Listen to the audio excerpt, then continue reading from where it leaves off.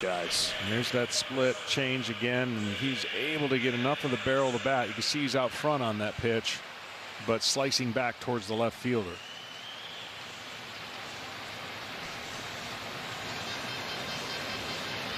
Well, Team USA had those 3 hits in the second inning, looking for their first one since. Togo has walked a couple, but no hits against him. Tim Anderson swings and misses. Anderson had one of the hits in the second. #1 average in the majors the last 4 years since he really settled in for the White Sox. Lofts a fly ball to right. Kondo retreats. Plenty of room. And a 1, 2, 3, 4th inning for Togo.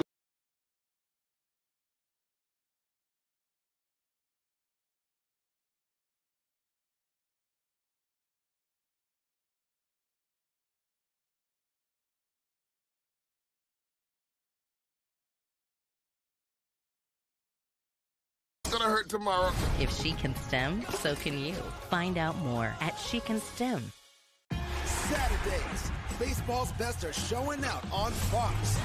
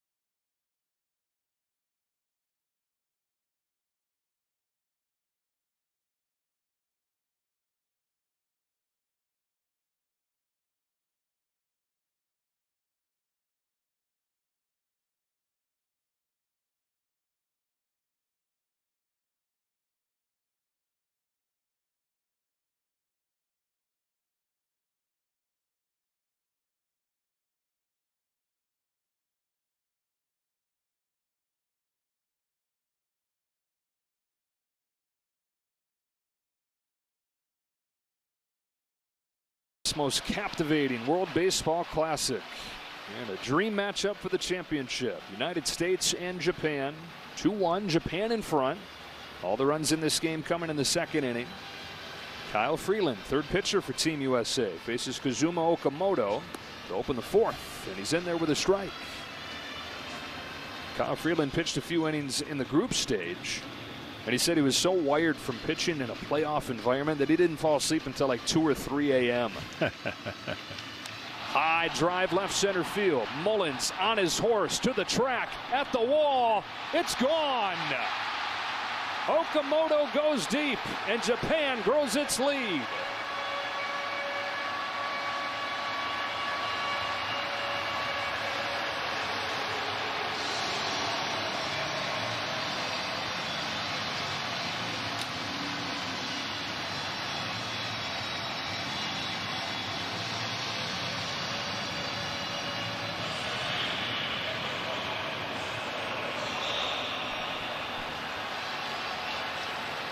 Second leadoff home run for Japan over the last 3 innings, and it's 3-1. Well, that was flat, and the pitcher knows it when he releases it, and the hitter knows it when he hits it. So bad combination all the way around. Routine in right center, Betts or Trout. It's Mookie Betts, one away.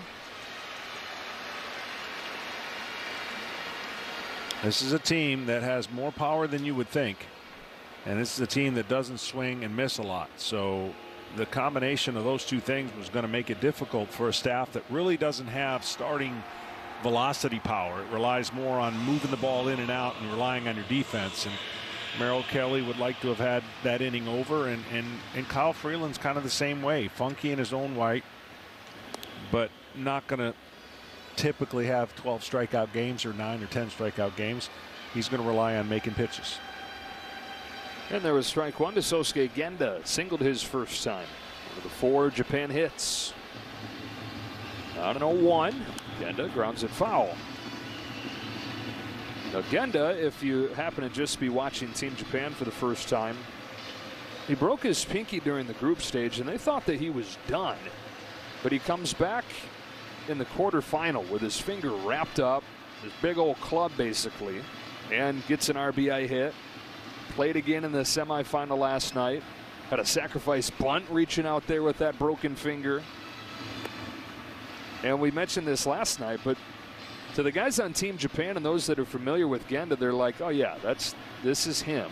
This is the guy who in high school had 2 teeth broken during batting practice, and not only did he not miss the game, he didn't even miss the rest of BP.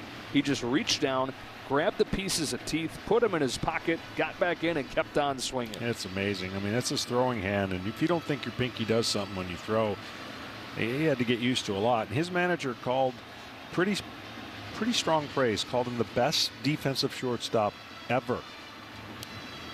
Yeah. Ever. And that's a long time. Yeah. Forever. 30 years old. He's been playing in the big leagues in Japan for 6 years, and actually undrafted out of high school, so he had to go into Japan's equivalent of indie ball to get his shot. Another 2-2. Taken outside, and he's worked the count full. Proved that he was worthy in the industrial leagues, as they're called. And finally got drafted. 6 years since he's been drafted. An all-star 4 times, even though he's not much of a hitter. Overwhelmingly good as a fielder. Swings and misses here. And Freeland's got a strikeout for out number 2.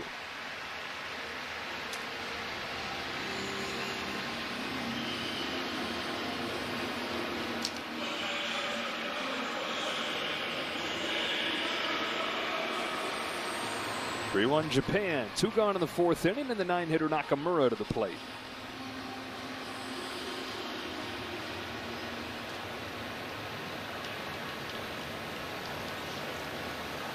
Now for Kyle Freeland, that short night-inducing performance in the group stage was his first time in a postseason environment since the 2018 wild card game. When he was in his 2nd year in the majors, he went to Wrigley Field and fired 7 shutout innings for the Rockies. He's the kind of guy that's thrived in big moments before. Arenado, his old third baseman in Colorado, makes the play there and finishes off the inning, but it begins with an Okamoto home run, and it's 3-1 Japan. I used to wait to run my dishwasher till it was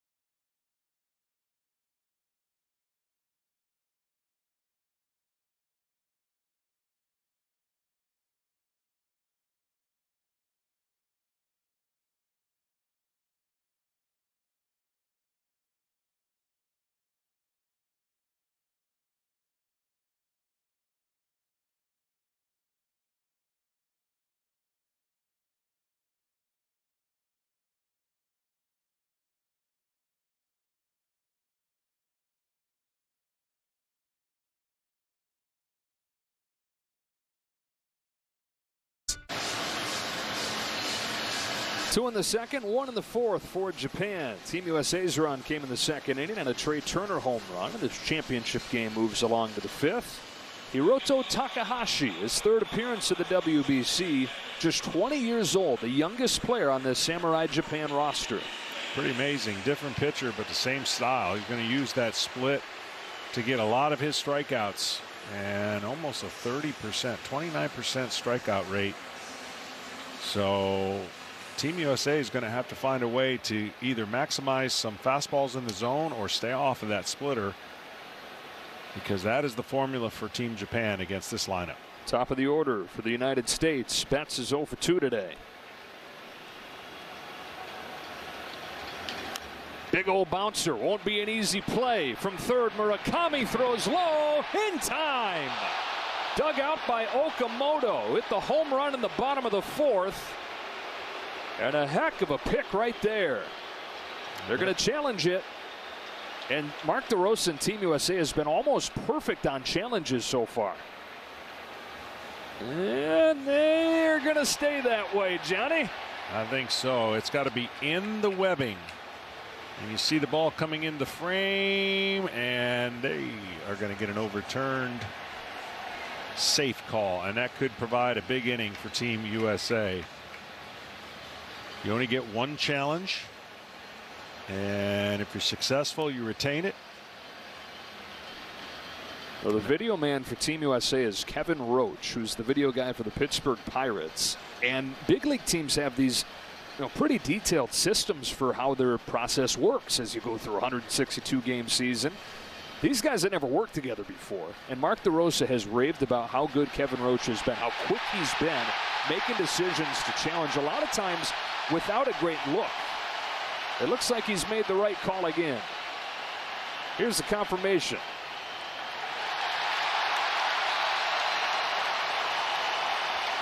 Kevin Roach, one of the unsung heroes for Team USA. And the leadoff man is on here in the fifth. And that's big. Team USA's got to get this part of the lineup going right now and get some runs on the board and create some pressure. Boy, you're right. I mean, fifth inning, but it does feel like they needed a little bit of a jolt. They get it with an infield hit and an overturned call. And it brings Mike Trout to the plate representing the tying run.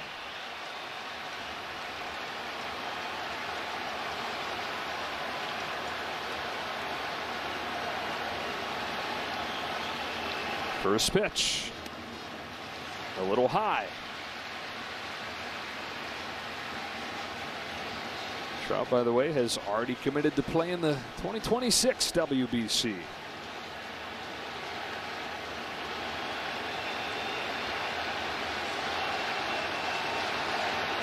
An MVP at first, an MVP in the box. A 1-0 pitch. Ball 2, just barely misses. We've seen Trout and Mookie Betts, as you see this fastball just off the inside part of the plate. We've seen him take advantage of that mini shift. I don't think that's the case here at 2-0. Mike Trout's going to be looking to drive a ball here with 2 out, with 2-0 count. Looking to tie the game, perhaps tie the championship. Big rip and a miss, and it's 2-1 as the bottom falls out of that splitter. Yeah, that's a fantastic pitch. It's just a, you're sitting at home and you're wondering what this thing does. It starts out at the height of the fastball, and then just the spin and the rotation just drops.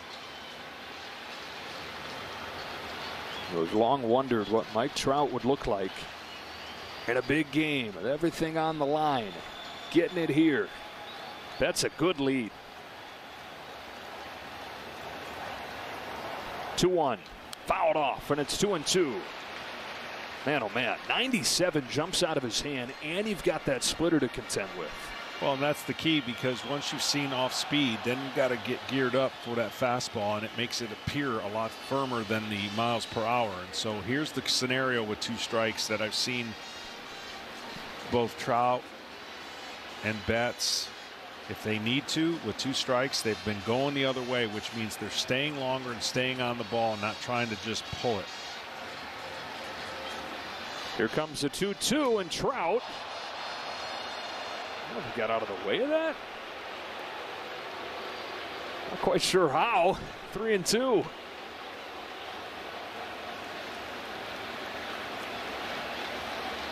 Whew.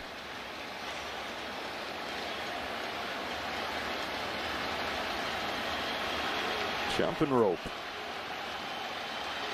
Mikey Trout from Millville, New Jersey. One of the best ever.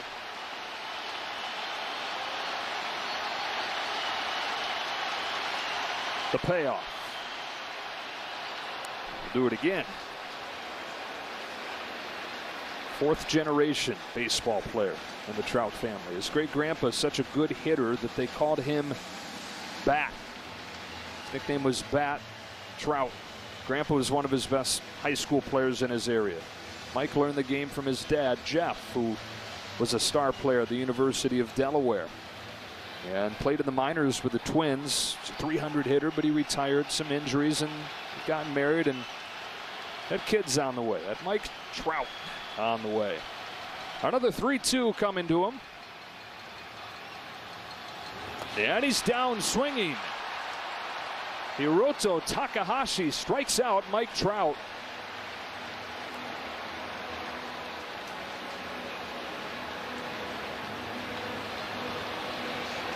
Comes out of your hand, disappears.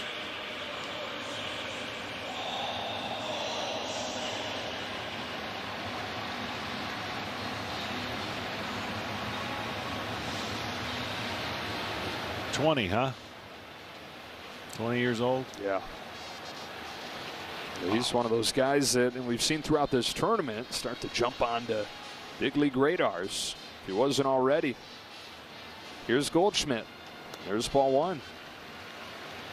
But again, just the discipline of how these guys pitch. And Ohtani, of course, can do it both and do it all. But the way they get down the hill and they don't really fall off their mechanics. They finish so good and in such a good position after they release the ball.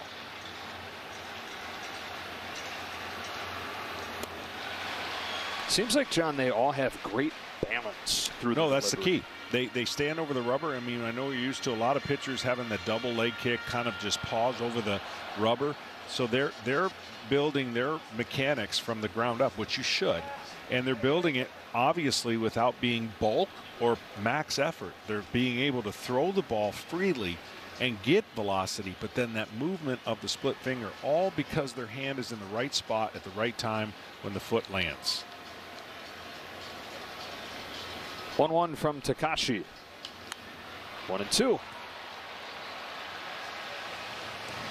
And every hitter will tell you, you know, there used to be a thing when you'd play catch with a guy and you went to go catch the ball and the ball beats you to the glove. That's late life. That's how you describe it. And then you see guys throw the ball really hard, but you catch it. And even though they're throwing it hard, you can see it. It doesn't get to your glove. It doesn't pop your pocket. And that's the feeling of a hitter when he thinks he's on the fastball and he's just missing it because that backspin or that spin is actually eluding or giving the illusion that it's faster. Here's a 1-2, and that's in the dirt. Good stop by Nakamura.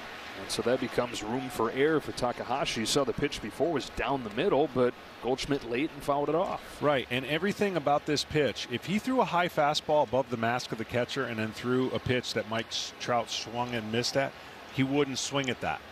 But because he's throwing his fastball in the same area that he's releasing his split finger, that is what makes it so difficult to stay off of. So if you're sitting at home, you're going, how does a guy swing at a pitch that far in the dirt? Well, because it's coming out of his hand in that tunnel and that height the same as the fastball previously. 2-2 on Paul Goldschmidt. Bets off first. Here it comes. He strikes him out. The fastball that time holds its plane and is in there at the knees. Outstanding pitching and outstanding the fingers behind the ball, and the ball is by Paul Goldschmidt and just stays in that lower quadrant. So when it's used down there to the hitter's eyes, it's going to be low, right, and then it's perfect at the knees. So after the leadoff hit, he gets Trout and Goldschmidt both on strikes, and here's Arenado with 2 away. Grounded out his first time, walked in the third.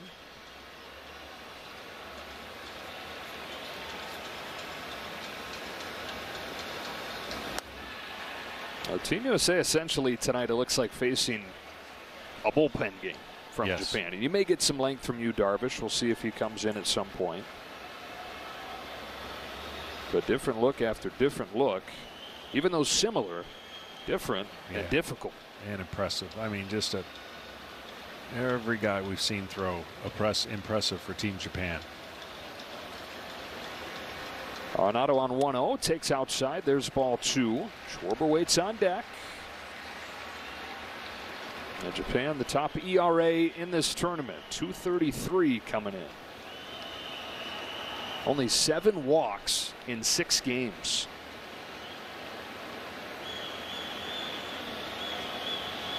I wouldn't be surprised if he throws a 2-0 split right here.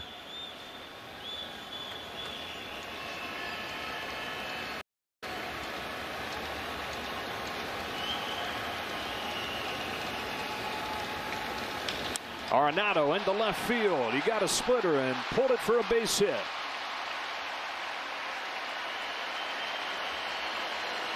First hit out of the infield for Team USA since the 2nd inning. And the tying runs aboard.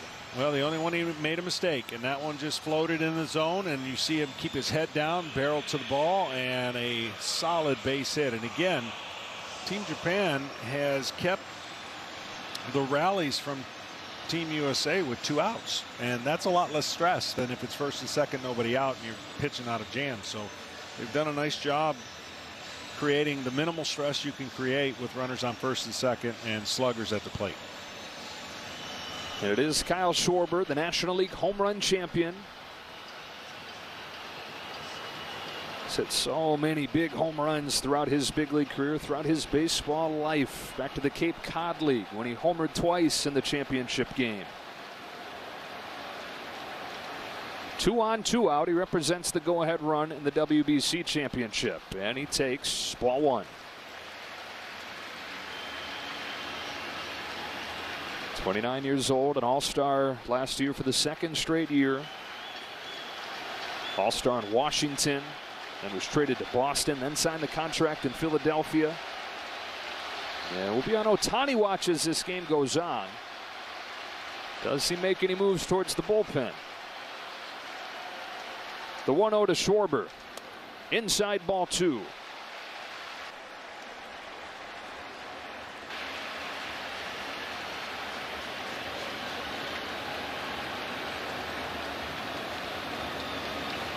Pitch of the night for Team Japan so far. 2-0 count to a slugger. First and second. And you got Turner on deck, so got to make a pitch here if you're Japan. And it's 3-0.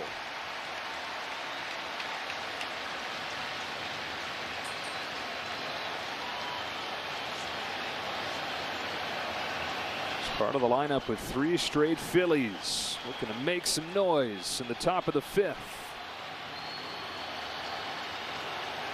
That's at second. Arenado the tying run at first. Schwarber will have the green light if he wants it. Takes it, flies it to center, but missed it. Lars Nootbaar settles underneath and ends the inning. And USA strands 2 in the top of the 5th. Halfway home in the championship game, and it's 3-1 Japan.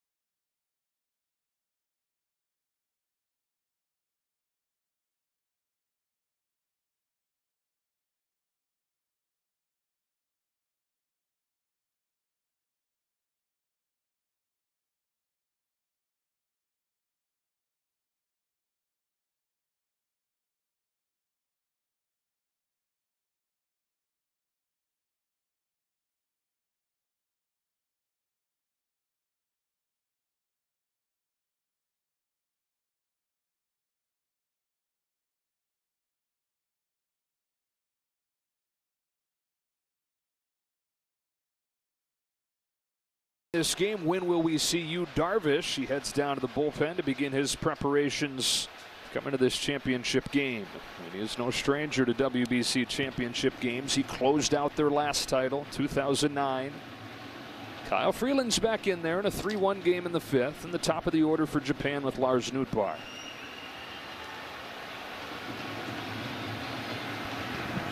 Freeland, the 3rd pitcher for Team USA.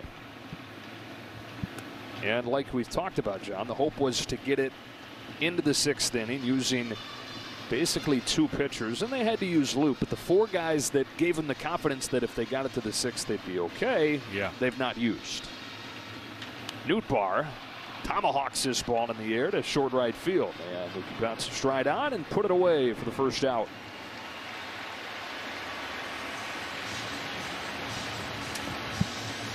Well, the offense is going to have to get going. They've got more hits than Team Japan, but they haven't gotten the big hit. And the one thing that you look forward to is if you're trying to find out the dream matchup of Shohei Ohtani possibly pitching in a game, it's interesting on how his at-bats would work out for that to happen. So he's batting 3rd here in this inning, so this is the 5th. Won't bat in the 6th more than likely. Could bat in the 7th, but it all depends on where he comes up, because if he can get his at bat out of the way, then he could go warm up potentially, being that the bullpen is down in left field. Also going to depend on what part of the inning he gets that at bat. If he comes up and makes the 3rd out, then it becomes an impossible time for him to come in. Correct. A lot of trickiness there, but the way these tournaments have been going and the blessings of great games, who knows? We may get that scenario play out. 2 balls, no strikes on Kensuke Kondo with Ohtani on deck. It goes to 3-0.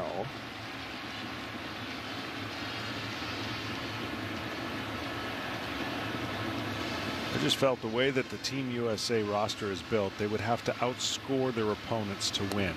Now, they did win a close game against Colombia 3-2. They knew their scenarios on what it was going to take to move here. But against the Team Japan, I felt like Japan's ability to win a 3-1, 4-2 game was a little bit better than USA's team. That is a walk for Kondo in front of Ohtani, and we go down to Ken Rosenthal. Well, guys, Shohei Ohtani almost never takes batting practice outdoors during the regular season, preferring to focus on his mechanics in the batting cage rather than hitting home runs. Well, the last 2 days have been different. We talked about his monster BP yesterday, and he told reporters after the game, "I knew Team Mexico was watching, so I wanted to send a little message. If you leave a ball out there, that's what's going to happen." And today, he was at it again. Balls into the 2nd and 3rd deck and right and center field, areas that are out of reach for most other Major League hitters. Nolan Arenado looked up and said, "The guy's hitting the scoreboard in batting practice. It's unbelievable." Well, Lars Nootbaar, Kenny, talks about his first day with Team Japan and his first day meeting Shohei Ohtani. And he said he watches Shohei throwing a bullpen touching 100. And then Shohei goes and takes batting practice, and he hits a 118-mile-per-hour home run. And then for good measure, he finishes his day in the weight room squatting 500 pounds. He does things that you're just not supposed to be able to do. No, but he was sending a message in BP, because if I was watching knowing I had to potentially pitch against him, I would have stopped watching. Yeah. Seriously. It doesn't do you any good.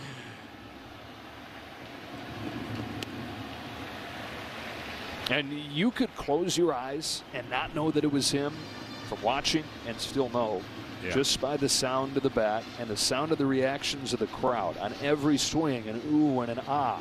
And at the end of every round, a standing ovation from the early arriving crowd. Sending a message to the other team and putting on a show for all the people that came to watch it. 5 years into his Major League career, and I think all of us are still as wide-eyed about Shohei Ohtani as ever. Still making us wonder what in the world he might do next. On a 2-1 pitch from Kyle Freeland.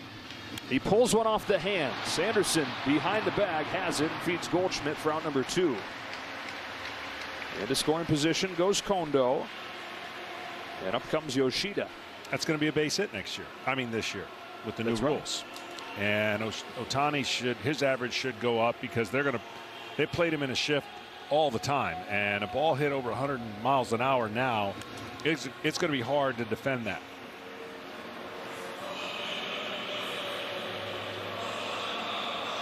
I'll be shocked if the overall averages don't go up this year in baseball. It was reaching what, a 30-year low. Major League Baseball should benefit from that.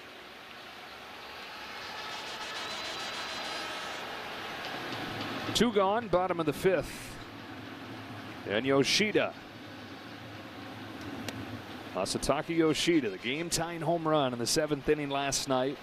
474 in this tournament. Just 5'8", 175. The way the ball jumps off his bat, you'd never know it. 2-0. He was a .327 hitter in Japan, and more than 20 home runs a year, and he had more walks than strikeouts. Mentioned that he's been called the Japanese Juan Soto. Boston scouts looked at him and saw Kyle Schwarber's ability to hit home runs and get on base. Not a 2-0 pitch from Freeland. He takes a strike, and it's 2-1.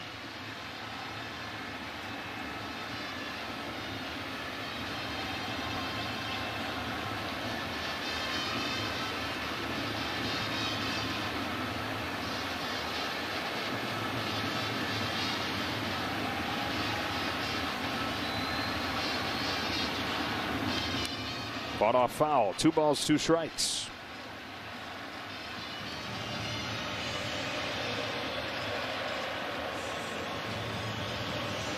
I wonder how long it'll take him to get used to that wall at Fenway, and to play pepper off of it would be beneficial for left-handed hitters. The pull side, obviously, at Fenway, much deeper. Yeah. That's where long fly balls go to die, and that makes his all-fields approach that much more important. Waits on this 2-2 pitch. Puts it in play, but right back to Kyle Freeland. And that'll do it for Team Japan in the 5th. Well, baseball at its purest. All kinds of drama, all kinds of emotion in this World Baseball Classic. And in the championship game, another good one. 3-1 after 5.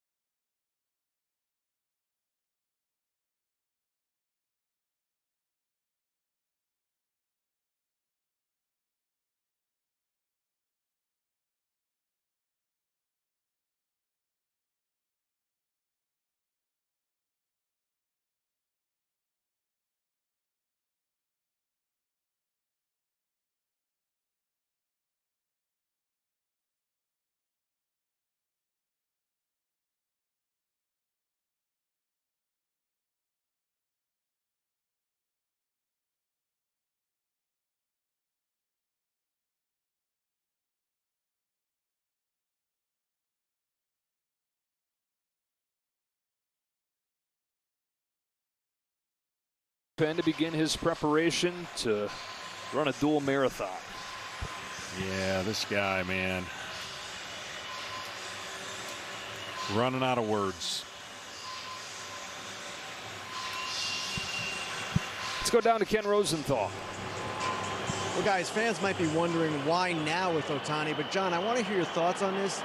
To me, you got to take the shot now when his position in the batting order has already just expired.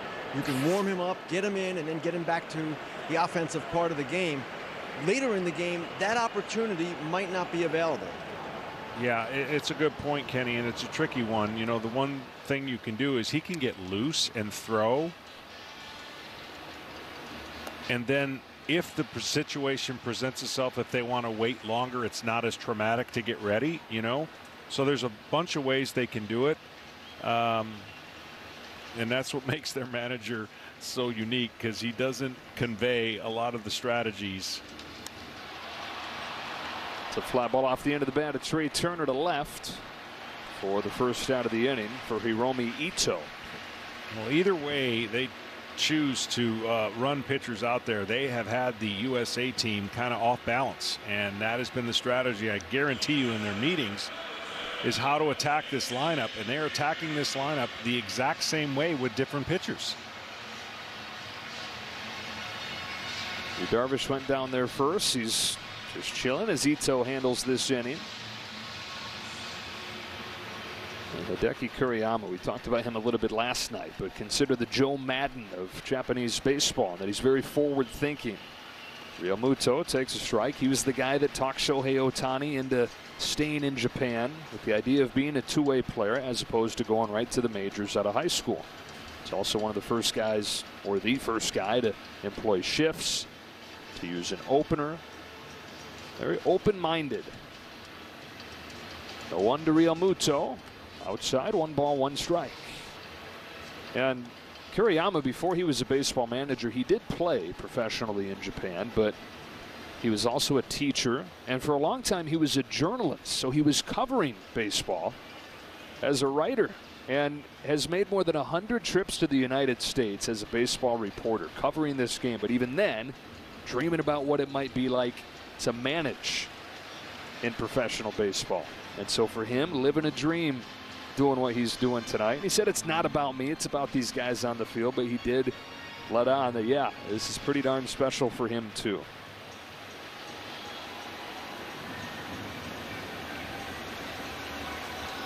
Ito to Real Muto with a 1-2 pitch. That's ball 2. And Japan and the U.S. have been linked through baseball for 150 years. It was actually an American professor who was visiting Japan that brought the game to Japan in the first place. He taught his students how to play the game in the 1870s. Ota begins to warm. Baseball really caught on in the 1890s when the two countries were linked again, because a group of players in Japan beat a group of American players that happened to be visiting. And then in 1934, Babe Ruth, Lou Gehrig, and a whole tour of Major League stars went to Japan, and the excitement that came from that led to the start of Japan's first pro league 2 years after that. Another 2-2 pitch. Pulled sharply to third. Murakami's got it. 2 out.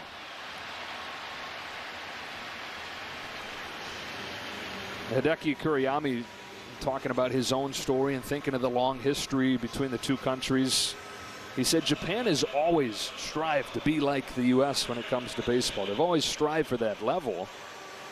And so you can understand how tonight's game elevated in importance. It's not just a championship game, but it's against the country that's been the standard for theirs when it comes to this sport. Absolutely, and just the amount of respect that they have, but they go about it in such a unique way. You admire the style and the dedication to just the fundamentals, the oneness. You know, we mentioned yesterday they all wear the same suit, same tie, same shirt. And they're trying to do something that there'll be 3-time winner if they could beat the U.S. here tonight. No other countries even won it twice. 1-1 to Cedric Mullins, misses, ball 2. And Team USA looking at a really tough path here. Japan can get through this 6th inning with Ito. You figure it's probably going to be just some combination of Yu Darvish and Shohei Ohtani to the finish line in Japan's perfect scenario. Ito's 2-1 is fouled back, and it's 2-2.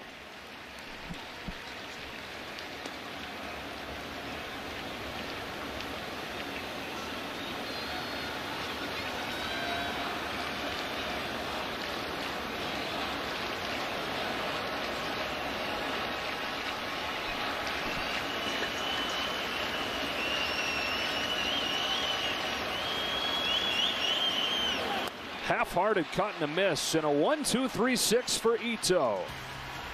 3-1 Japan. The championship game goes to the bottom of the 6th.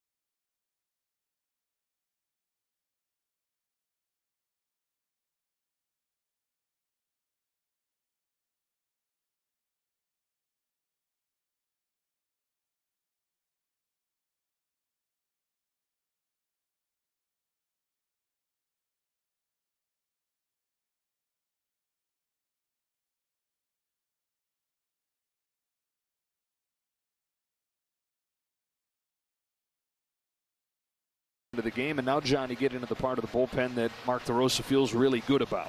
Yeah, he feels good about it, but he was probably feeling better if it was 3-1 USA. So he's got to keep it real close and hope that his offense can erupt against a really good pitching staff so far and a game plan that Team Japan has executed. Jason Adam of the Tampa Bay Rays in there with a strike on Murakami, who homered to tie this game in the first pitch of the 2nd. After he ended last night's game with a winning double. Back-to-back MVPs for him. Just turned 23 years of age. Last year won the Triple Crown and set a record for a Japanese-born player with 56 home runs. The number 55 that he wears, that was worn by Hideki Matsui. And both guys wear it in honor of the great Sadaharu Oh.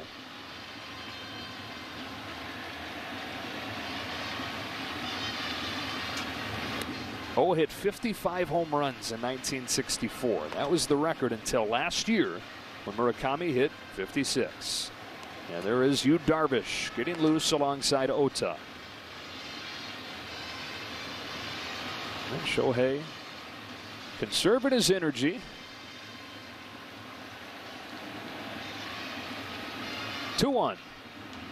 2-2. Well, Adam and his slider is a key pitch for him. They only hit 096 against it in 2022. So That's fifth best when it comes to sliders and the inability to put it in play or for average. So that's his money pitch.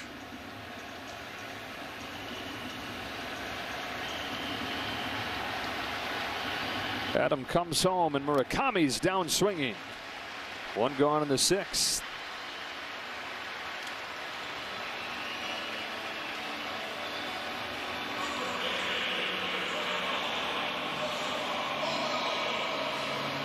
Now, coming into the semifinals yesterday, Hideki Kuriyama said that the guy that he's most excited for the world to see that nobody really knows about yet is Kazuma Okamoto. And had a hit yesterday. He's got 2 hits today, including a home run.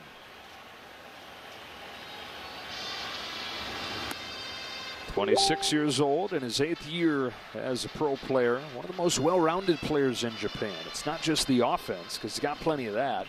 30 homers 5 years in a row. But he's won back-to-back Golden Gloves as well.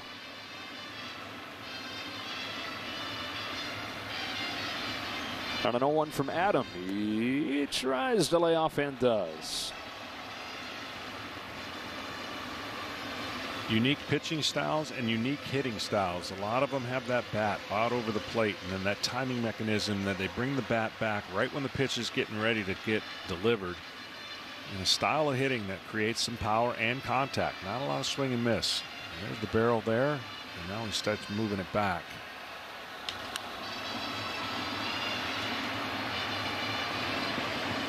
Why don't you see that really at all here? Well, here has been a little different philosophy. You've got high velocity, big time velocity, more on average than you do over in Japan. But it's just been, it just is what we've gotten used to seeing over in Japan, and the hitting coaches and the style over here create different angles and are looking to do different things with the bat. Back-to-back Ks for Jason Adam. There is that slider. Now it's time for Road 2, sponsored by Genesis. Team Japan beat Mexico in the memorable semifinal last night. Scored 6 runs over the last 3 innings in that game. 3 in the 7th to tie it, and then Mexico retook the lead right back. They got 1 in the 8th and 2 in the 9th, just like that. And they have not lost in this tournament. Trying to join the Dominican Republic 2013 as the only teams to go through unbeaten. Here's Yamada, who takes the ball. A lot of leg kicks for Team Japan. There's some leg kicks in the American MLB, but you know, mechanically you want to get to the same spot no matter where you start your hands, no matter where you start your feet.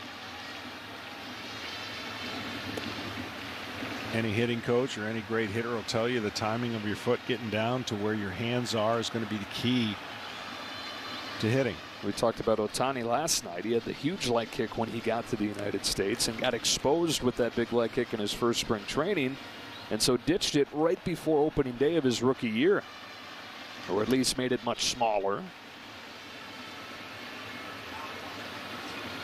Personally, for me as a pitcher, when I was on the mound and saw a big leg kick, or I saw the hitter have that leg kick, it always drove me crazy, and I just felt like his timing, he knows the fastball's coming, or it messed with my head a little bit until I got used to how to disrupt that timing. You know, Justin Turner has reinvented himself with that leg kick, and that's his timing mechanism. Sometimes it stays up longer, sometimes it gets down faster.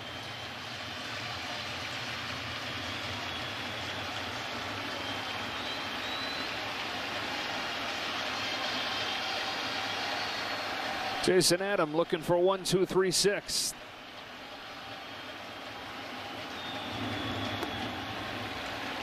Count goes full on Yamada. For the U.S. in the 7th. 9-1 and 2 coming up. That's Anderson, Betts, and Trout. And it looks like it's going to be against Yu Darvish. Better resume, but finally somebody they're somewhat familiar with.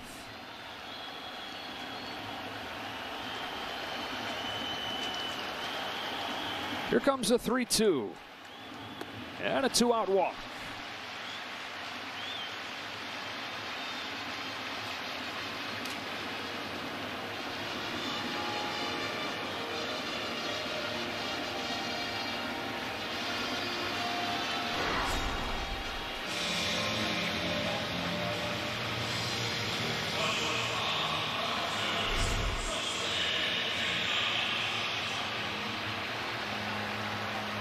3-1 game in the 6th inning. Here's the 8-hitter, Sosuke Genda.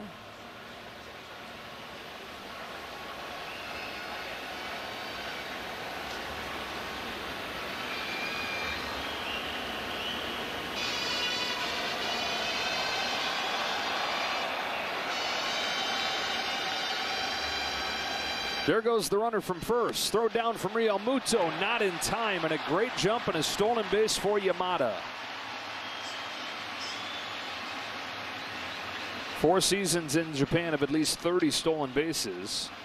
And Japan leading the World Baseball Classic in stolen bases, shows off some of the speed here. And this is what I was talking about with a lot of relievers that come in the game. You see how long it took for Adam to deliver that ball to home plate. He steals it on the pitcher, and that's where most of the stolen bases are going to come from.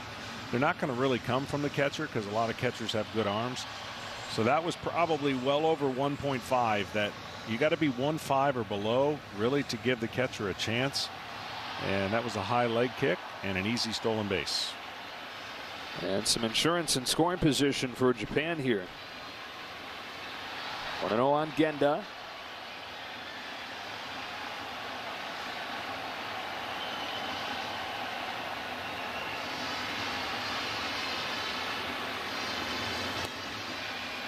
Two and 0.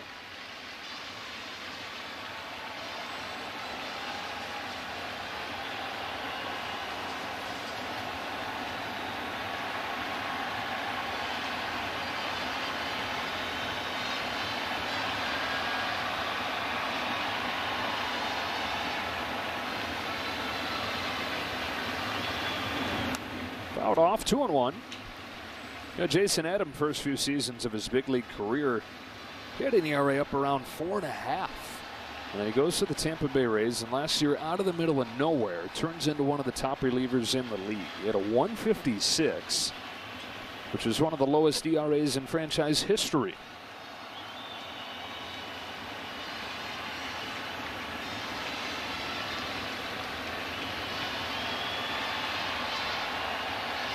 His 2-1 pitch, way outside, ball 3. So around this time last year, Jason Adam probably felt like pitching for Team USA was never going to be a possibility. A 4.71 ERA at that point. The native of Omaha, Nebraska, having his breakout season at the right time to make this WBC team. And at second, 2 gone, and a 3-1 pitch. Genda takes ball 4. That's back-to-back 2-out walks.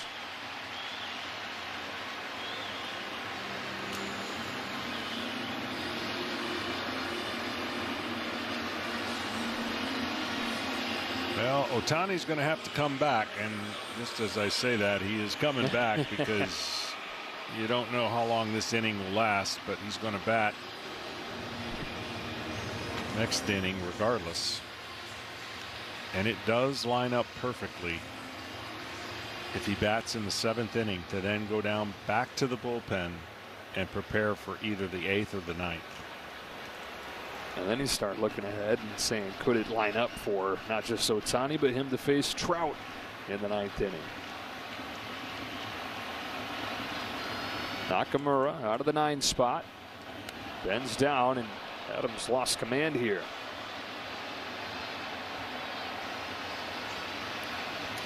And to answer that question that I just threw out there, they'd need a little bit of traction over the next couple innings to get Trout there again. In the 9th. Trout to be due up 3rd in the 7th.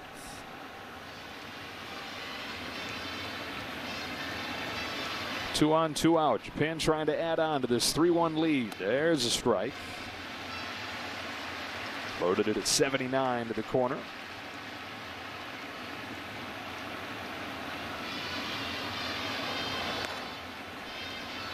Darvish ready to go.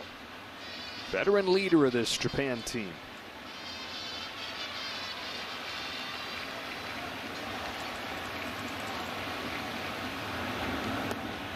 A lot of the young pitchers we've had the pleasure of seeing for Team Japan have talked about remembering watching Darvish pitch in 2009 as kids, elementary school kids at that point. It's got to make you feel old. Not you, him. I never do that to you. Give me that look. 2-1 from Jason Adam. Ball 3. Well, Adam hadn't walked anybody in his first 3 games. Back-to-back walks here. 9 of his last 11 pitches have been balls.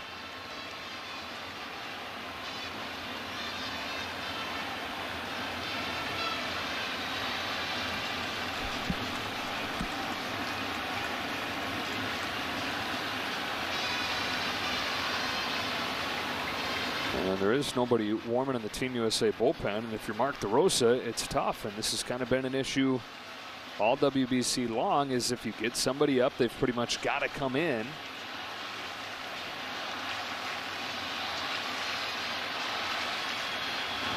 A wild pitch to load the bases.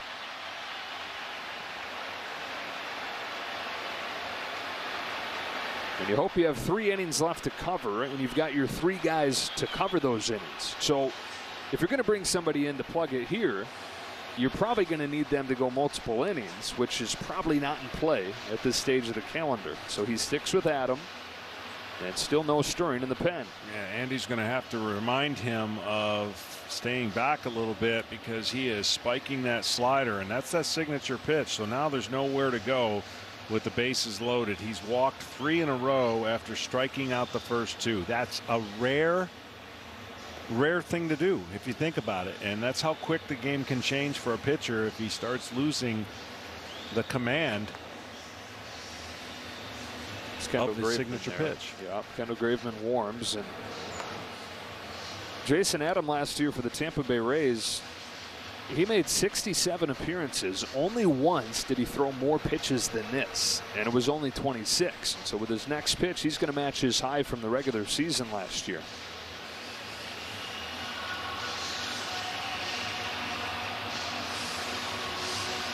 Well, Nootbaar has been really aggressive so far, it seems like, in this tournament. But after seeing a bunch of pitches not hit the strike zone, I wonder what his approach will be here with 2 strikes or 2 outs and the bases loaded.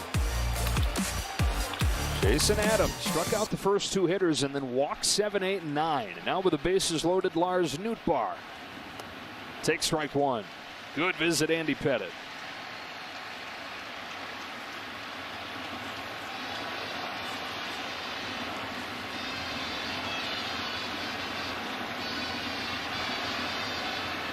He's become a Japanese sensation in his 2 weeks with the team.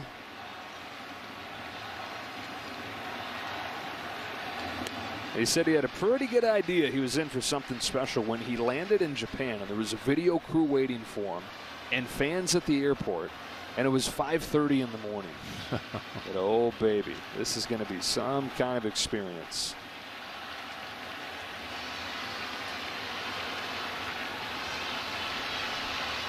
The 1-1 to him. Through the back door, strike 2. Adam trying to get out of it, maybe inject a little bit of life into Team USA. Down 3-1 in the 6th inning of the championship.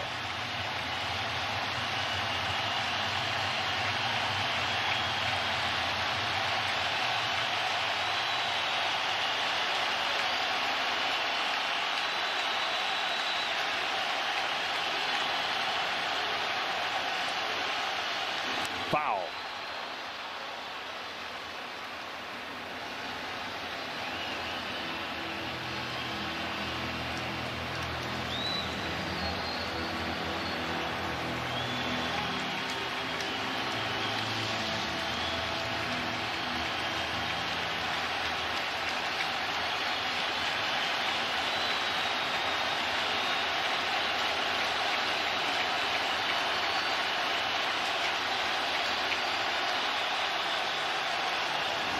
Two and two. Well, this will be his last hitter. I don't think Mark can let him go much more than the 30 pitches that he's got right here. 2-2 pitch is the action pitch with the bases loaded. You want to throw whatever you think is your best pitch right now to make action happen one way or another. And obviously you want it to be good if you're Adam. Bases loaded, 2 gone, 2-2 pitch. Fly ball right center field. No big deal. Mookie Betts. Jason Adam out of his own jam. Into the 7th inning we go. Japan 3, USA 1.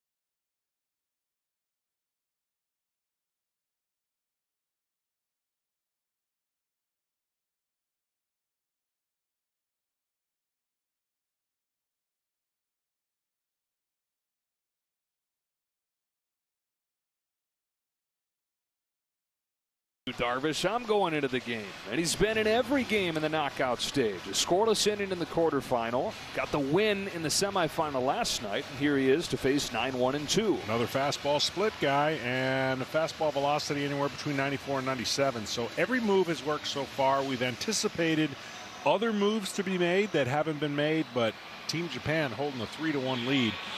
And if you're scripting a game, this is what you were hoping. You could shut down this great offense for Team USA. Jeff McNeil is going to pinch hit here for Tim Anderson, with the right-hander on the mound, and to the top in Betts and Trout. Just feels like the United States in desperate need of some kind of jolt, running out of time. They have just 2 hits since they got their run in the second inning. And McNeil's playing time in this WBC has been hard to come by. He started the first game, but then Tim Anderson did what he did at shortstop, and in order to get his bat back in the lineup. And with McNeil struggling in the first game, DeRosa put Anderson at second, and McNeil's just been coming off of the bench since. Yeah, and they ran into a lot of left-handed starters too that got the continuity of their lineup kind of out of whack, and that's the problem with the WBC. Just kind of randomness of who you face and when you face and who gets hot and when they get hot.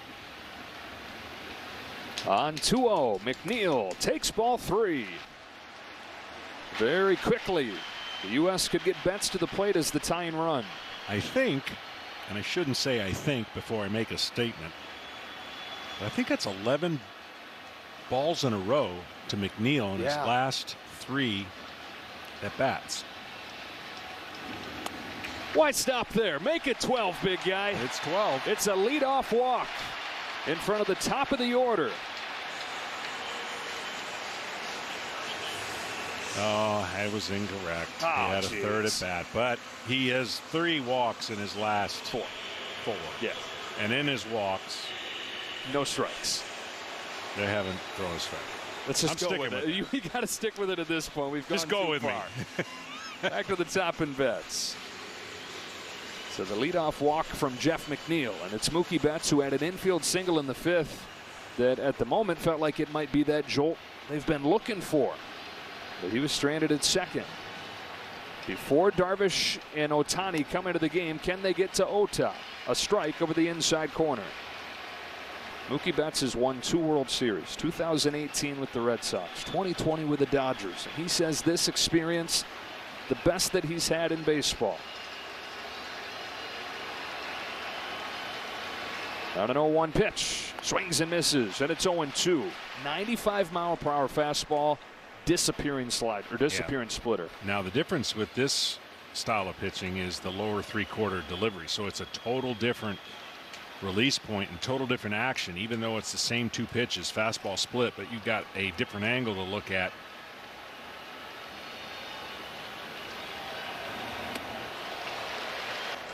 Way high.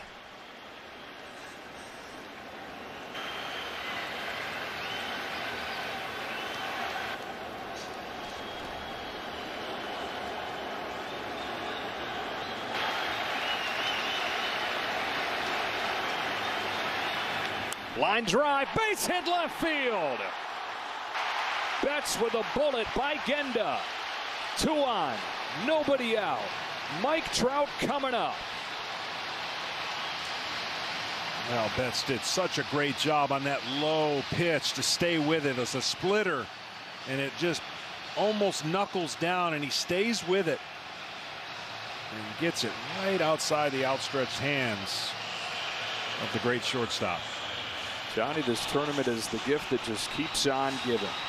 Because once again, in a key spot, the man finds himself up. When Mike Trout's been right, he stays center to right center with his approach. When he's missed the pitches and struck out, he's really been over-rotating, trying to lift the ball. See if he can stay on plane with this style of pitching, get one in the gap, and see the USA team run around the bases.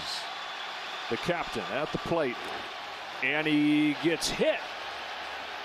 Or did it hit the bat? I guess it hit the bat, and it's strike 1. Wow.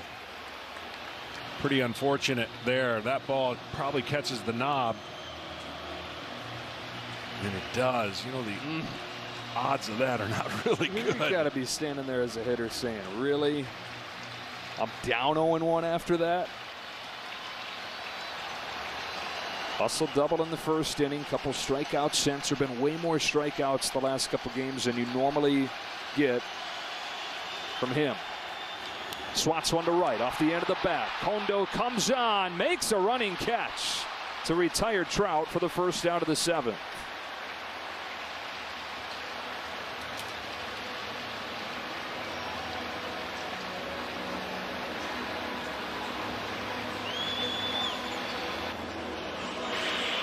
Didn't know if it was going to be a borderline deke here, but he did get to the ball in time. Yeah, it's kind of like, what's he waiting for? And he made the break. Made the catch. The United States has had its opportunities in this game, but hitless in 6 at-bats with men in scoring position. Yeah, and this has been the first real big threat. First and second, nobody out. Now you got first and second, 1 out. Got to try to get it going. Goldschmidt's out in front. First pitch splitter. From one MVP to another. Paul Goldschmidt, 35-year-old of the St. Louis Cardinals.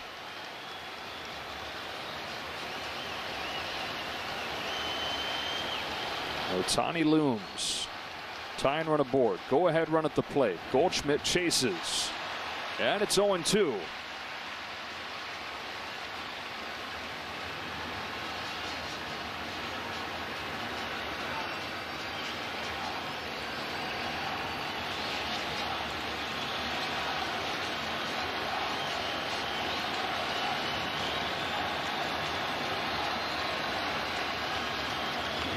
Ground ball to short. Genda to second one. Yamada to first. Double play.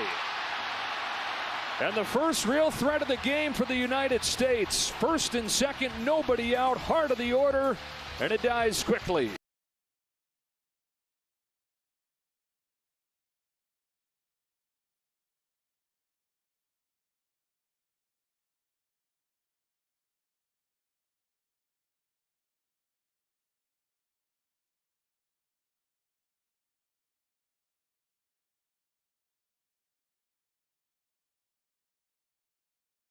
time for Shohei and meal time for Manny. All the swag, all the salt.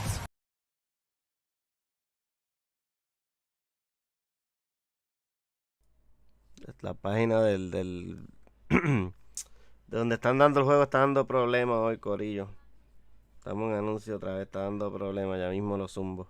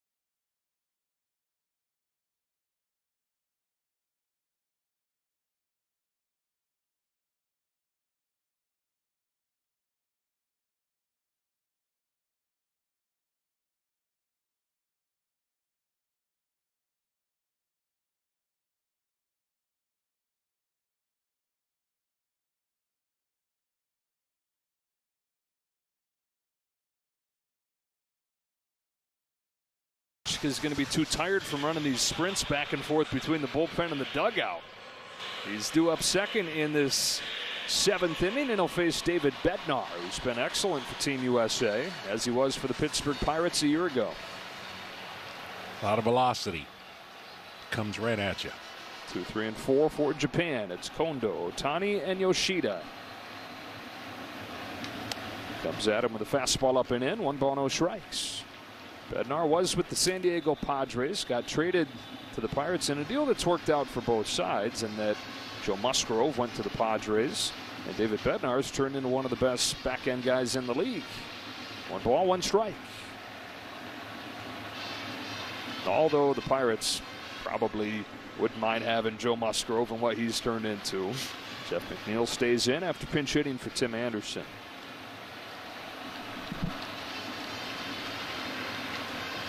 Bednar really tough on left-handers typically. So he comes in here to the part of the lineup that is stacked with him. Lefty's only hitting 188, or only hit 188 against Bednar in 2022. For a right-handed pitcher, that's strong.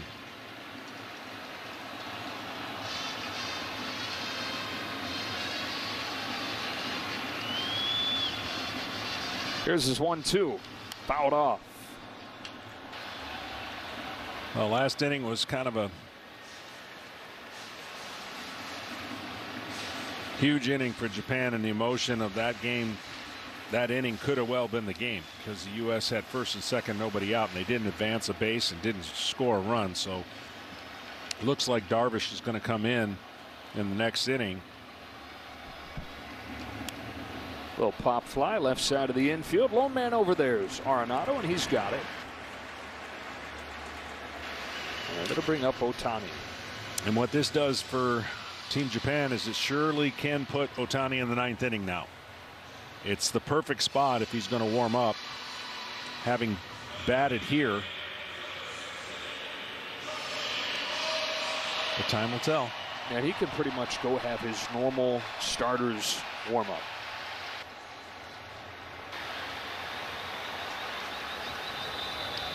And you wouldn't want, the Angels certainly wouldn't want anything rushed. That's ball 1. At the plate tonight, he's 0 for 2. Does have a walk, his 10th one of the tournament.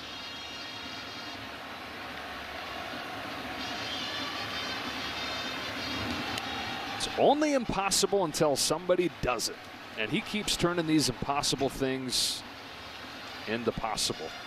He does, and we're going to look back at other sports and other people who have transcended the sport, right? Changed it in a way that if it weren't for that person, XYZ wouldn't happen. And I just think it gives hope to the thought that in Major League Baseball was never really thought of a two-way player. And don't know that we'll ever get a two-way player like this again, so he set the bar so high. But it'll give hope maybe in college or maybe in high school or maybe, you know, it's just see that play out a little bit farther than what it has until he came here. On a 2-1 pitch, Ohtani drives the ball foul. And one of the reasons this WBC is so special for him is he's playing for the guy who hatched the idea, Hideki Kuriyama. First time they got together to discuss it, Kuriyama gave him a t-shirt. It was a black t-shirt that they designed specially for this meeting, and it had an image of birds in flight, and it said on it, "Dreams come true." And he said to him, travel down a path nobody else has. Spread your wings was the point of the shirt. And Ohtani, who was planning to go to the United States, was planning to go make the unprecedented move to go straight to the majors out of high school. He was convinced. He said, all right, let's try this impossible plan. Let's become one of one. Sharp ground ball. Diving stop, Trey Turner. And a dig from Paul Goldschmidt, but lightning speed from Ohtani. It's amazing. It just is amazing. I mean, this ball was hit so hard. They have nothing to lose to challenge this, but this ball was hit so hard, and he's flying down the line. It's going to be really close, and the angle is going to tell right here whether or not he got his foot down as the ball is in there. Ooh, it's going to be close. The call on the field at this point might stand, but Ohtani flying. We mentioned it last night, John. I mean, he throws the ball as hard as Garrett Cole. He hits the ball as hard as Aaron Judge. He runs as fast as the guy that couldn't get him there, Trey Turner. He's a transformer. He's a superhero.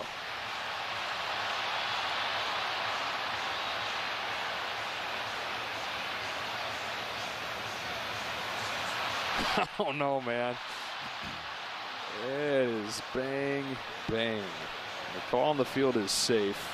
Might be hard to overturn it.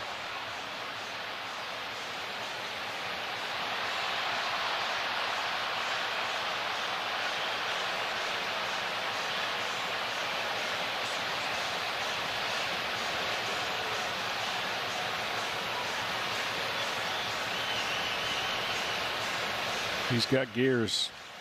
He's got power. He's got it all.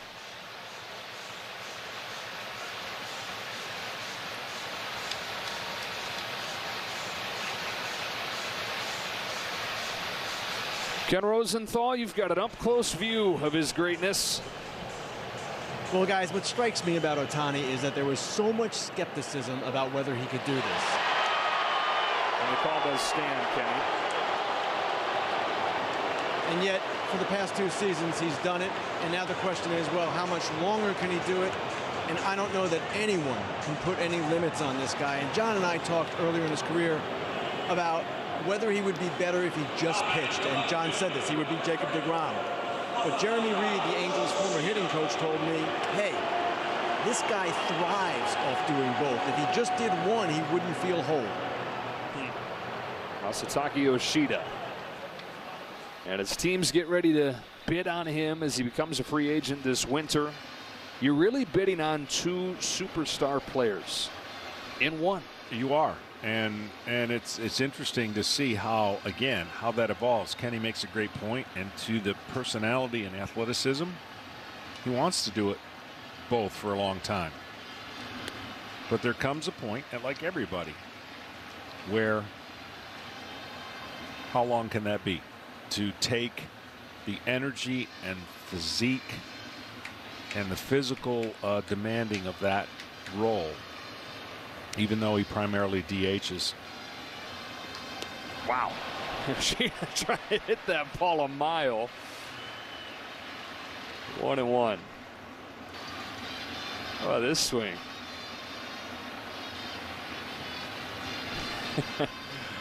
Cutting it loose.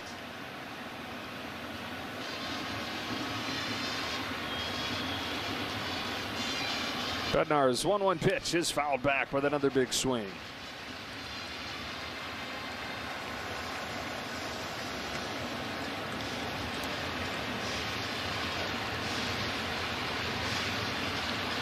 All the talk for so long, or what are the Angels going to do? They could change their franchise trading him, but they've kept him to this point in looming free agency. You think about what he could get in a dream world in a trade.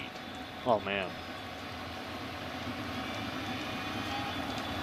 Because you would have to give up those 2 superstar or potential 4 players for one, right? Because you're not going to get an equal. There's nobody in the world that could be equal to not have at least 4 players be involved. So it's a fascinating conversation, and we'll see what the future holds for Ohtani and where he ends up and for how much. Artie Moreno and the Angels and all their fans hope that they're not in a position to trade him this summer, that they're in the heat of the race finally, because they've had 5 losing seasons in his 5 years. At least 10 games out of first. No better than 3rd place. He and, like all of us as fans of this game, deserve to see him in it down the stretch. 2-2 on Yoshida, who muscles one up the middle, should be 2. Arenado feeds Turner onto first, double play. On to the 8th inning. 6 outs with which to work. 3-1 Japan in the WBC championship.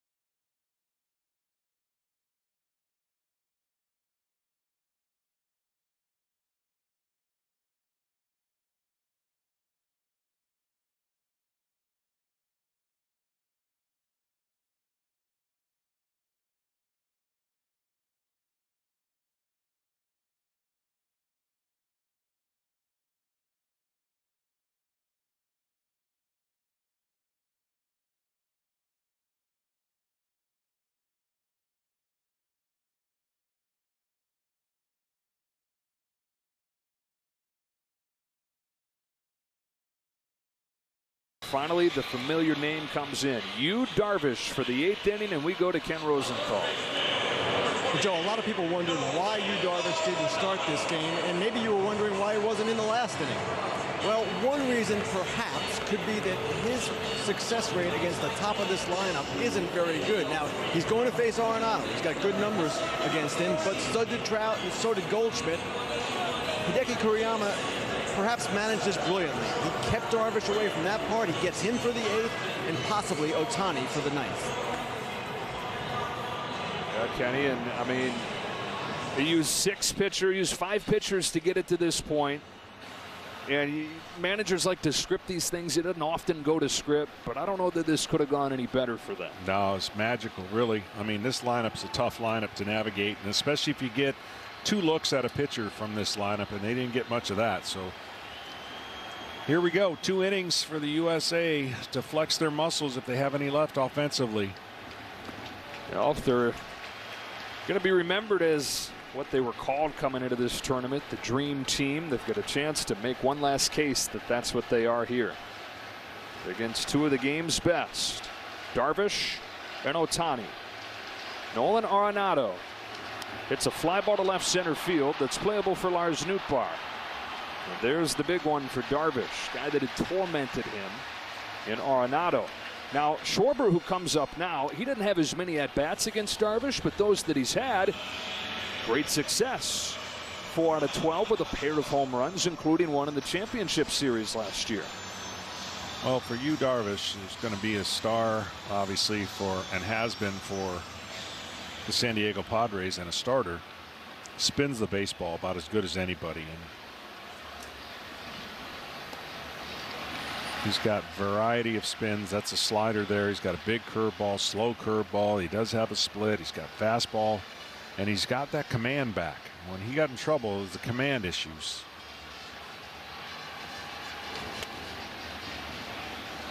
There was a time in his career where he would nibble, right? He was around the zone. But last year, he was in the strike zone more than any pitcher in baseball. His 1-1 pitch to Schwarber. This is away, ball 2. He's 36 years of age. Started his career with 7 years in Japan. Came to the majors in 2012. This will be his 11th year in the big leagues. And one of 2 guys to have 1,000 strikeouts in both countries. Yu Darvish, Hideo Nomo. Schwarber fouls it back, and it's 2-2. And they've known about Yu Darvish since he was dominant in high school. In the big high school tournament in Japan, he threw a no-hitter. The rest of the world found out about Yu Darvish in this tournament, the 2009 WBC. Pitched in 5 games in that championship run for Japan, including the final 2 innings of the championship against Korea. His 2-2 is rifled foul. At the time, he was the young kid who was getting discovered by everybody. Now he's the 36-year-old veteran leader of this roster that's taken all the young guys that were watching him as elementary kids when he was doing his thing in 09, taking all them under his wing.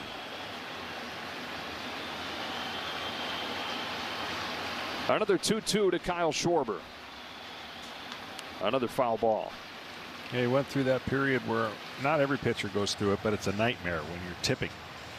And you're tipping pitches, and it was a rough go there for the playoffs for a little while, especially for the Dodgers. And then, you know, fixing that and getting back mechanically sound to, as you mentioned, throwing more strikes has just made him really hard to hit when he's in the strike zone and spinning the baseball.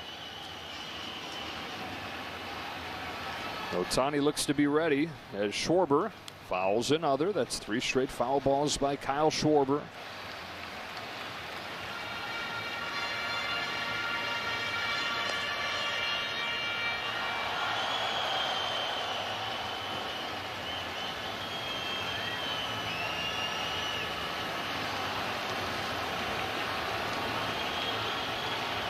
Trey Turner on deck. Darvish shaken through a number of those 11 or 12 distinct offerings. On the 8th pitch, Schwarber pulls one down the line. Foul again. There's been some hard contact, but all pulled foul.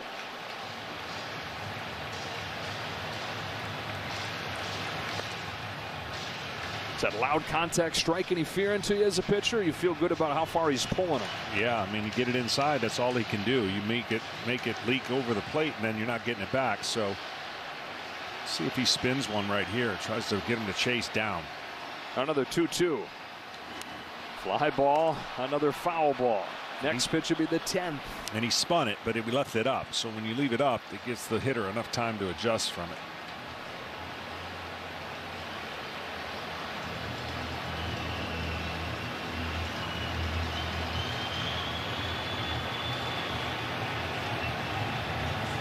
At bat continuing, tension rising. You can feel it inside here in Miami.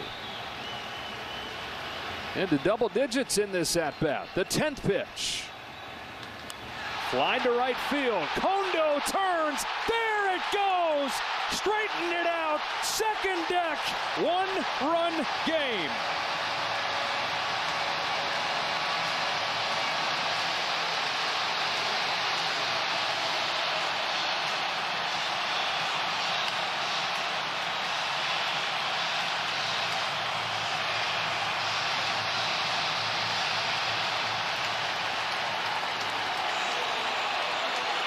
Well, that's why Mark DeRosa wanted him in the lineup for that effect right there. That was an incredible at bat.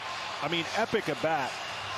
And every pitch that he missed in, he pulled foul. When he missed over the plate, he left it into the upper deck. And a huge bolt of motion for Team USA, down 1. And now Trey Turner at the plate. He hit his 5th home run of the WBC back in the 2nd inning. One Philly to another.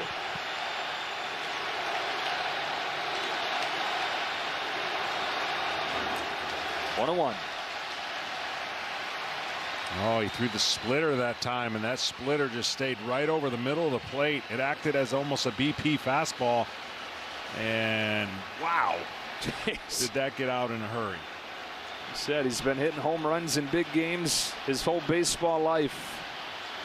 He's got another. On a 1-1 pitch, Turner fouls it straight back, and it's 1-2. I mean, that's like 4.8 seconds out of the stadium. There's a lot less than that. Bang, bang. Mark DeRosa fired up. Everybody fired up. 1-2 pitch to Trey Turner.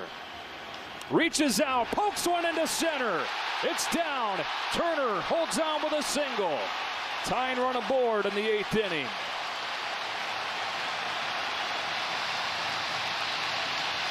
Now that's huge because Turner's got a ton of speed, and he can utilize that speed to steal a base and getting scoring position.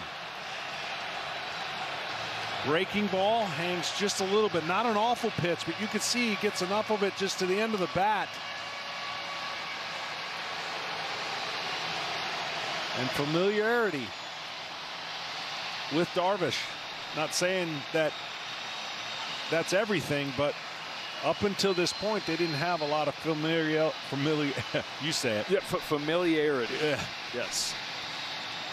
Shohei Ohtani continues to get ready. Mound visit with Darvish, and now JT Realmuto comes up. And yeah, you talk about the familiarity. You got Trey Turner, who's been in the division with you, Darvish, for the last year plus, and seen him well. Yeah, now JT Realmuto, and you've got the speed of Trey Turner representing the tying run. Do you send him at some point here? I tell you, you leave it. You're giving him the green light. If he gets a good jump, yes, go. More steals than anybody the last 4 seasons. Realmuto pops it up. Genda. 2 away.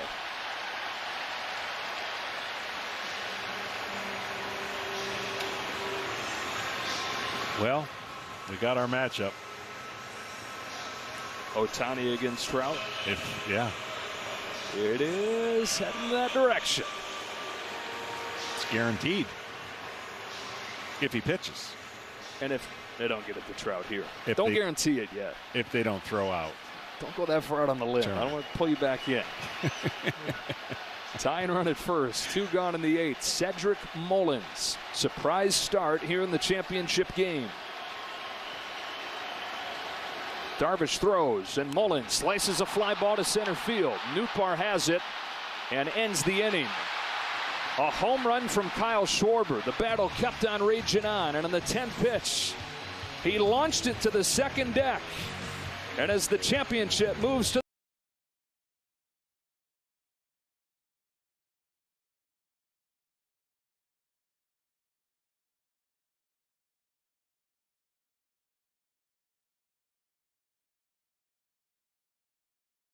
Clearing messes is that easy. Nasty soap scum. We just freak.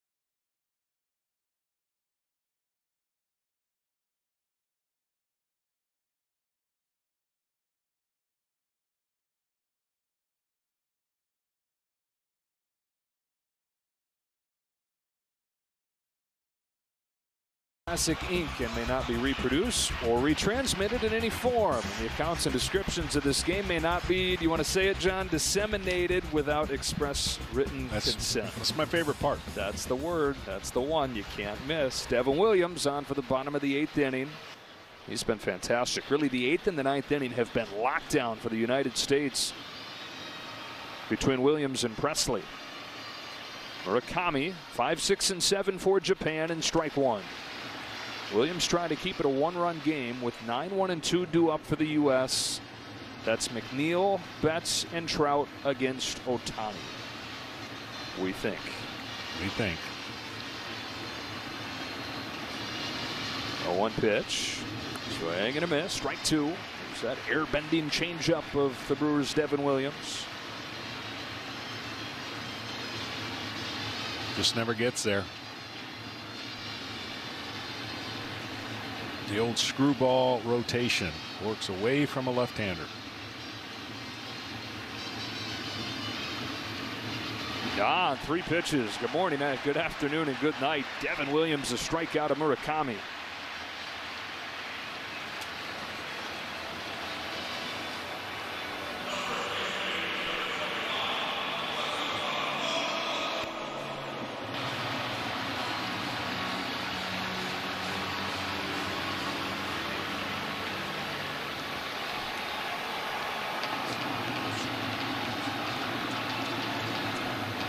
Kazuma Okamoto, one of the 4 solo home runs in this game. He takes ball 1. And a 3-2 tense one. Bottom of the 8th inning.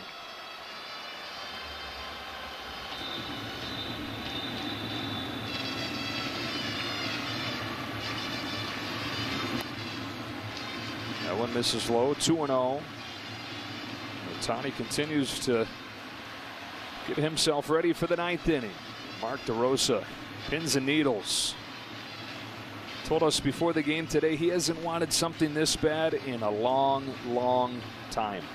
Just back to the must-win games he played in during his 16-year career. There's a strike, and it's 2-1. Said he wants it for his players, most of all. But he wants it for another reason, too. He said his first experience as a manager has made him think about the impact that his dad had on him, coaching all his teams growing up. Here's a 2-1 pitch. Yeah, it's foul, 2-2. And Mark's dad passed away in 2012. And he wants this as a way to honor his dad, too. And when USA was losing on Saturday night against Venezuela, he said he sent a prayer up to his dad and said, "Come on, Pops, we can't go out like this." And bam! Grand slam, Trey Turner. Prayer answered. You're going to send in other prayers. This game moves along to the 9th. Okamoto on 2-2 and takes ball 3. Well, the USA's had their chances offensively, and it's really been 2 solo home runs for their only 2 runs. Runners on base quite often. Didn't get that hit, haven't gotten that hit yet. They have 1 inning to do it.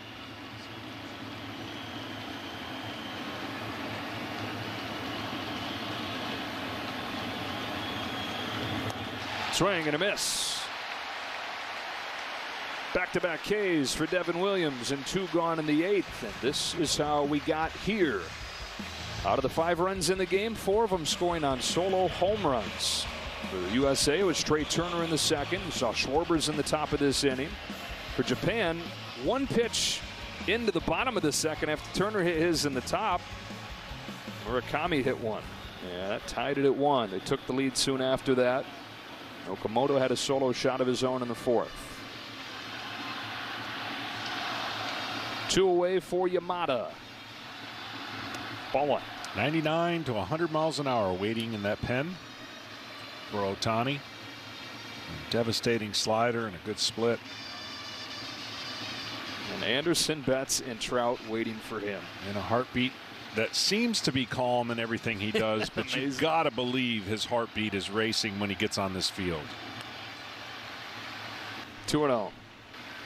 Not saying this would be full circle for Shohei Ohtani because he's done enough things to run circles around the game, but think about it. This is where his dream, as you talked about with his manager, started. He's been a star in Major League Baseball, and he's trying to bring home a WBC title for the team he started with and now rejoined. 2-1.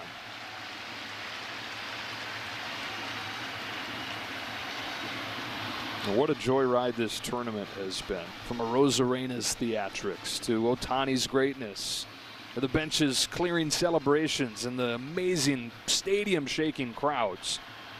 It's only fitting that it's going to come down to the 9th inning in this dream matchup with a dream matchup within it.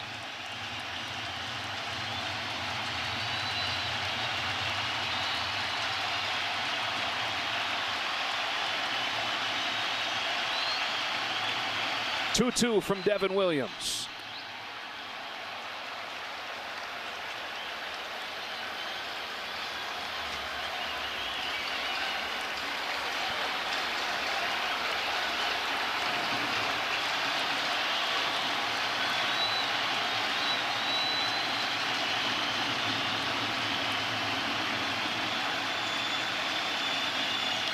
Shot down the line, foul.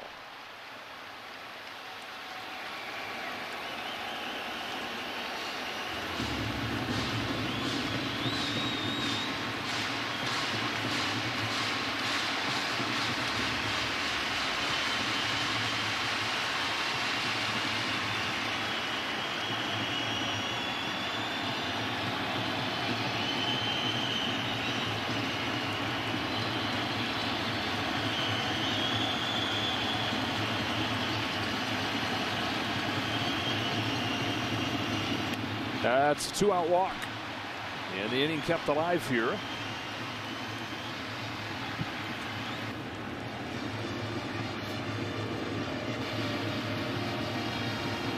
You got to watch out for Yamada's speed. He had a 2-out walk back in the 6th inning, promptly stole 2nd.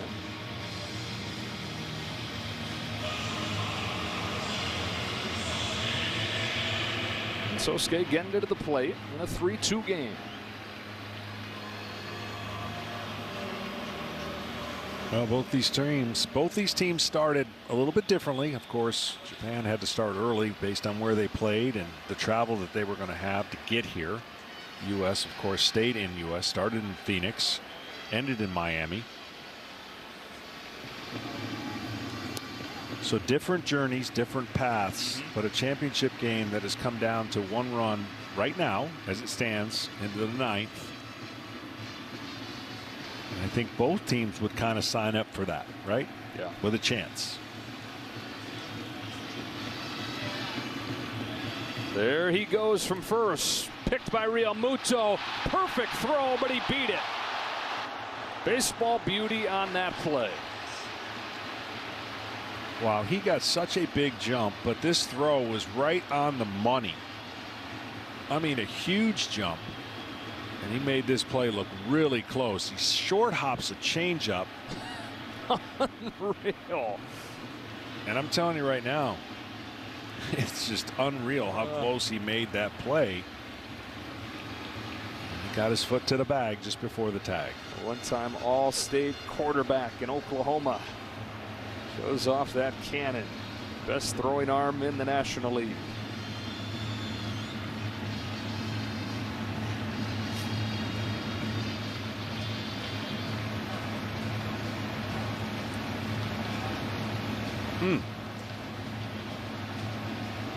Well, huge at bat. I mean, you can't afford to go down 2. It's going to be tough just to get the 1 against Ohtani.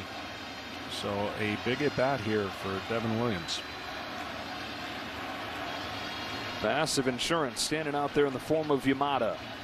Sosuke Genda swings and misses way out in front, and it's 1-2.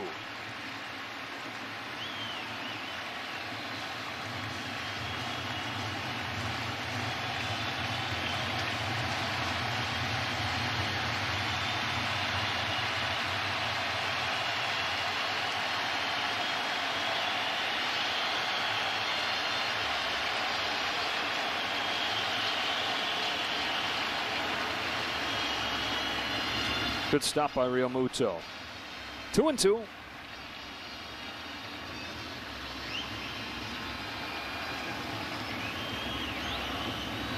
You said the different journeys, the different locations where they started the tournaments, different styles of play, for the same beautiful baseball excellence from both these world powers.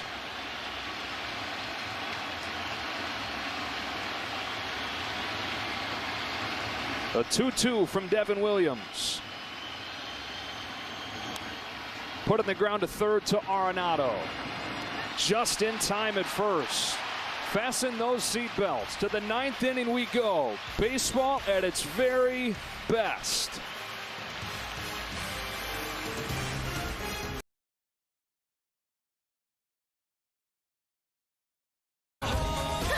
Create. She did it. And change the world. Who's with me? I'm more of a 2 feet on the ground kind of guy. It's gonna hurt tomorrow. If she can stem, so can you. Find out more at She Can Stem. Next on Behind the Series. In all my years of playing, man, that 22 draft was something special. If I hadn't seen it in person, I wouldn't have believed it. Where can I even start? The monster. It was scary good. The outlaw? Come on. Philly had beef with everyone. And by beef, I mean tender, juicy steak. It wasn't just a roster. It was a menu. The Subway Series, the greatest menu of all time. I'm getting hungry just to... Hey, can we take a... Hey, can I get a sandwich? Saturdays, baseball's best are showing out on Fox. This is where MVPs are VIPs, and where aces always come in pairs. Saturday means it's showtime for Shohei and mealtime for Manny. All the swag, all the salt, and all the slams. The biggest games on the best day of the week. Fox Saturday Baseball returns April 1st.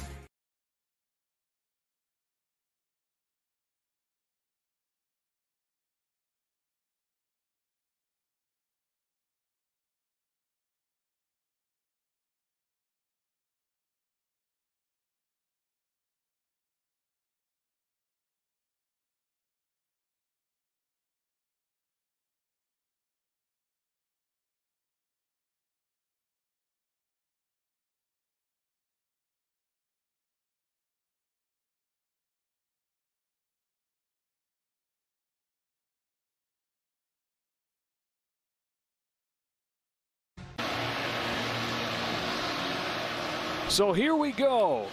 The dream scenario, the dream matchup, and within that dream matchup, the dream scenario. Shohei Ohtani on for the 9th inning. 9-1-2 coming up for the United States in a one-run game. That's Jeff McNeil, Mookie Betts, and Mike Trout.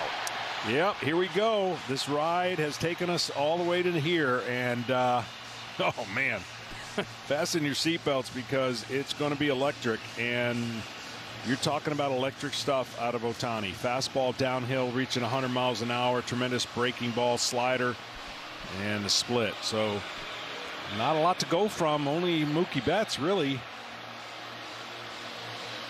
has faced him that we can tell. And that 1-for-1 with a walk and a homer. Well, Shohei has been called the modern-day Babe Ruth.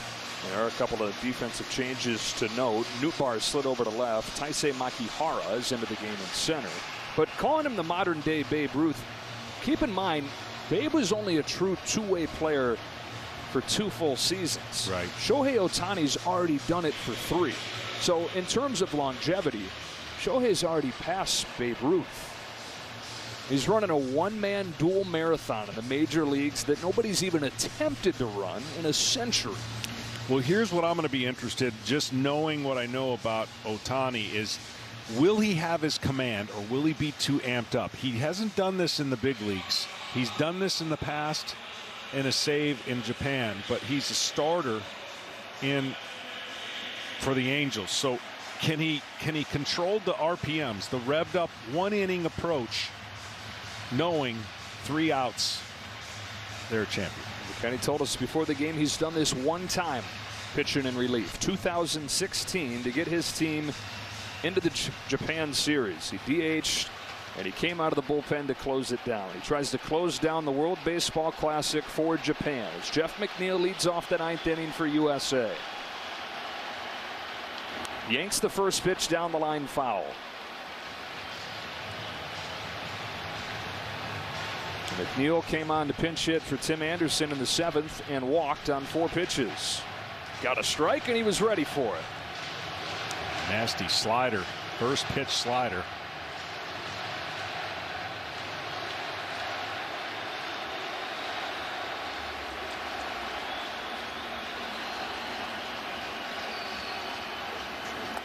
One and one. That's going to be the pitch that I'm talking about. The other pitches don't require as much effort. You could throw your slider, but it's that fastball and letting it eat, letting it go. And first one was in the dirt. The warm-ups, he was kind of all over the place with his fastball, but his slider, probably the pitch that has the best feel for at least not overthrowing it.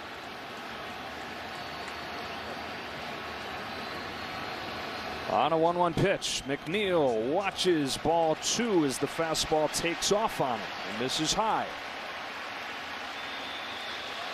When you start a game, you're not in that RPM mode. You're just not. You're ready for the journey of 5, 6 innings, whatever it is. When you come into the 9th, you're in the RPM mode. You have to learn how and know how to slow that heart rate down, but still have execution on your pitches. On a 2-1 pitch, McNeil looks at ball 3.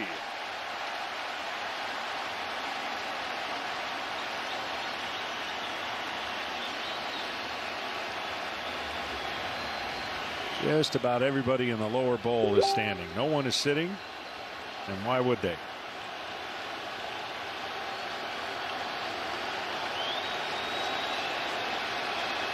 I'm standing.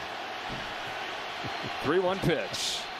Fouled off and the count goes full. From start to the very finish, to the 9th inning of the championship. Hey, little blue. Cacho, papi, si este The pitcher most sigue pichando como va, classic no you va a could echar a perder el ever have juego. hoped for.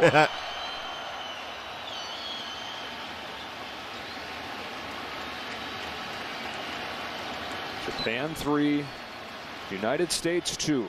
Shohei Ohtani for the 9th inning.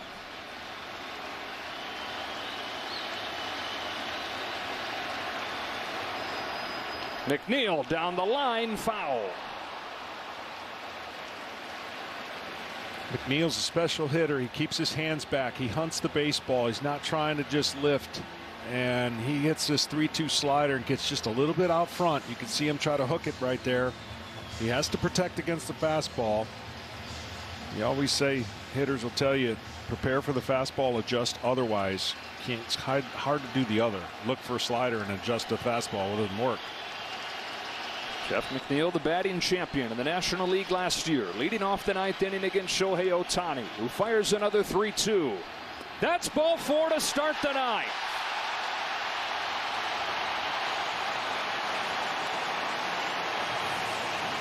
Wow, what a take. I mean, that one just misses the strike zone. You're talking about a fraction below, and Ohtani wanted it.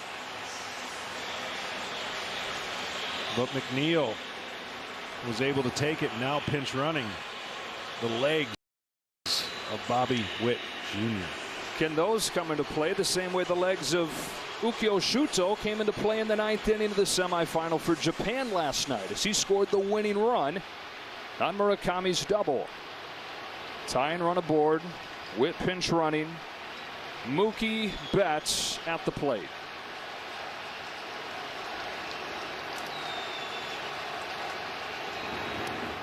A fastball to the corner for a strike.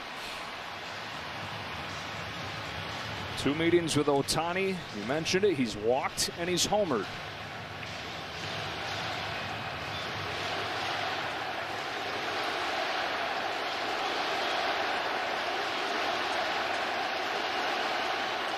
Bouncing ball to second. Yamada to short. Over to first, too. A double play has Japan 1 out away. Taylor made. I mean, you couldn't ask for a better setup for 2 guys Ahora that sí can se run. jodió esto. Ganó Japón. And now, Ganó Japón. theater. Impossible theater. The regal excellence of Japan. The overwhelming talent of the United States. And in a 1-run game with 2 gone in the 9th inning, the dream matchup. Ohtani, Trout. 1 ball, no strikes. Both are going back to the same team. One's coming back with a trophy. As Benji Gill said last night, baseball's already won. The 1-0 pitch. Swing and a miss. A fastball at 100. A nod from Trout. A 1-1 count.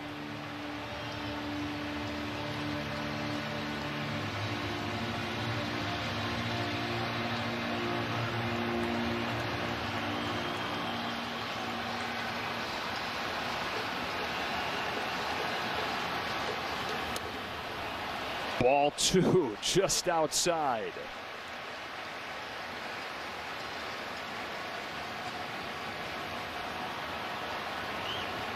Cut his fastball just off the plate at 100. And Trout hardly budged. These are 2 of the greatest baseball players to ever live.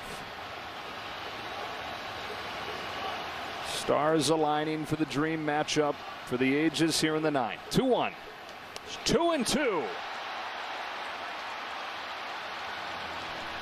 Déjame. Se acabó el juego, corillo. Ganó Japón. No hay break. Tienen que darle un home run. I mean, it'd be hard pressed for me to not throw another fastball right there. And I know it's Mike Trout, but that fastball's getting on him. Ohtani's 2-2 pitch. The count goes full.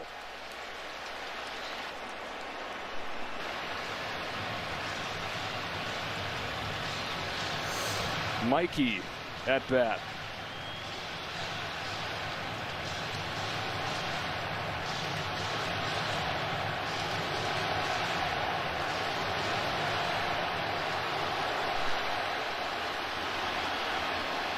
Ohtani's ready. Trout's ready. 3-2.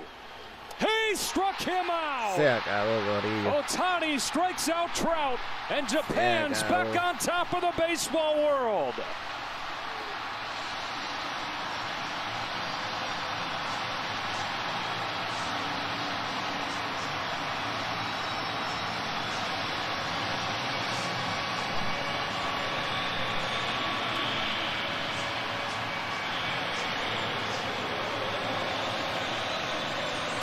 Ay, papá. A poder. Ay, Dios mío, tengo un sueño, me está llevando el diablo. Está bien duro, ese tipo está bien duro. Well, he broke out his best slider on the 3-2 pitch. Wow.